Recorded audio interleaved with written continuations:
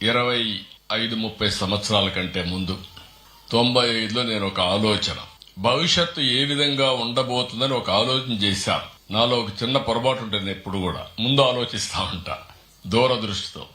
ఆ రోజు నేను విజన్ 2020 తయారు చేశా సమైక్య ఆంధ్రప్రదేశ్ కి. అందరూ నన్ను ఎగతాళి చేశారు. 420 అన్నారు, ఈయనకేమీ రాదన్నారు, ఈయన చేసేదంతా వేస్ట్ అన్నారు.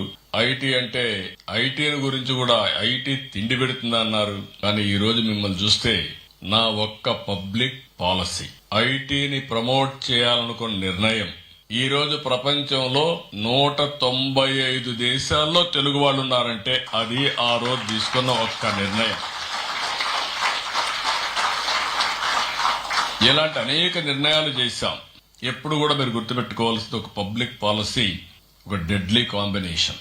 పబ్లిక్ పాలసీ చేయడమే కాదు, దాన్ని అమలు చేయాలి, ఎగ్జిక్యూషన్ కూడా చేయాలి.